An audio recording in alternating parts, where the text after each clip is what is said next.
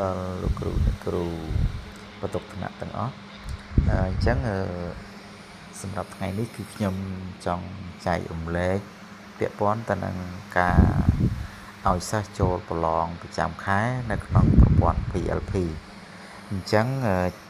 កុំឲ្យខាតពេលវេលាអញ្ចឹងសូមលោកគ្រូអ្នកគ្រូបាទទាំងអស់បាទអញ្ចឹងមុននឹងចូលទៅប្រើប្រាស់ប្រព័ន្ធ PLP សូមជួយ Subscribe ឲ្យខ្ញុំបាទម្នាក់មួយផងក៏ដូចជា Like ហើយនិង Share ឲ្យខ្ញុំផងបាទអញ្ចឹងដើម្បីខ្ញុំធ្វើវីដេអូក្រោយៗទៀតគឺនឹងបានមើលឃើញមុនគេបាទអញ្ចឹងជាដំបូងគឺសូមលោកគ្រូអ្នកគ្រូបាទចូលមក PLP បាទចូល PLP មក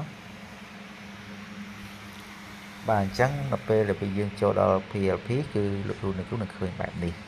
អញ្ចឹងសូមលោកគ្រូអ្នកគ្រូ scroll មើលអស់មកបាទពីលើចុះក្រោមបាទអញ្ចឹងអ្វីដែលយើងចង់ឲ្យគាត់ចូលធ្វើតេស្តប្រឡងគឺសូមលោកគ្រូចូលកន្លែងសិស្សបាទចូលកន្លែងសិស្សចុចលើហ្នឹងបាទអញ្ចឹងតមកទៀតលោកគ្រូអ្នកគ្រូសូមកត់ scroll ឲ្យអស់មកបាទអញ្ចឹងសូម scroll ឲ្យអស់បាទអញ្ចឹងលោកគ្រូអ្នកគ្រូឃើញនៅកន្លែងនេះបាទគឺ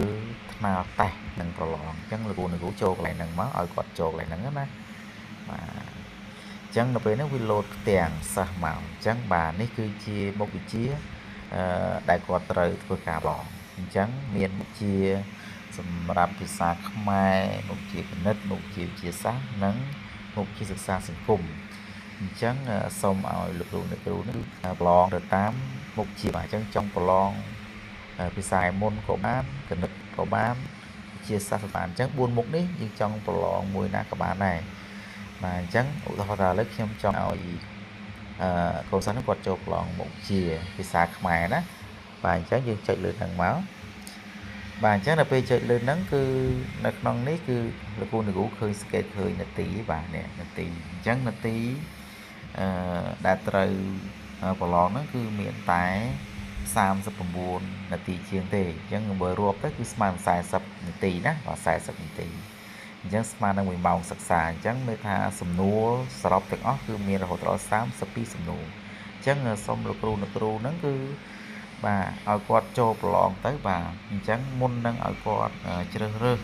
ចម្លើយនៅខាងក្រោមនេះសូមឲ្យគាត់ហ្នឹងអានប្រធានបទហ្នឹងឲ្យបានច្បាស់សិនបាទឲ្យបានច្បាស់សិនជៀសវាងនៃការជ្រើសរើសចម្លើយខុសបាទអញ្ចឹងបើសិនជាឧទាហរណ៍ថាគាត់អត់ចេះទេបាទអញ្ចឹងបើគាត់អត់ចេះទេសូមលោកគ្រូអ្នកគ្រូចុចមកកន្លែងនេះបាទចុចមកកន្លែងនេះបាទអញ្ចឹងបើសិនគាត់ចេះទេគាត់ចុចតែហ្នឹងទៅបាទហើយបើគាត់អត់ចេះទៀតអញ្ចឹង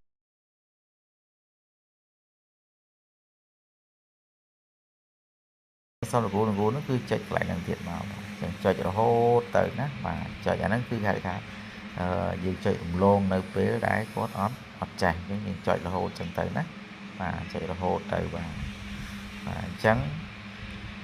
ចុចរហូតដល់សំណួរចុងក្រោយបាទសំណួរចុងក្រោយគឺសំណួរ32បាទអញ្ចឹងបើសិនយ៉ាងនេះសម្រាប់តែគាត់អត់ចេះណាតែបើសិនជាគាត់ចេះទៅឲ្យគាត់ធ្វើតាមហ្នឹងទៅបាទអីទេណាបាទ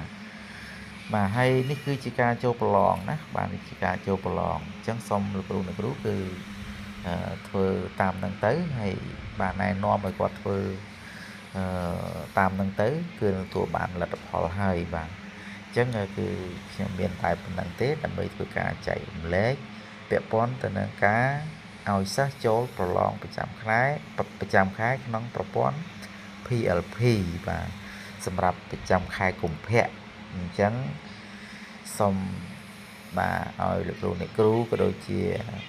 បាទបងប្អូនដែលបានទស្សនានៅវីដេអូលោកគ្រូនេះបាទ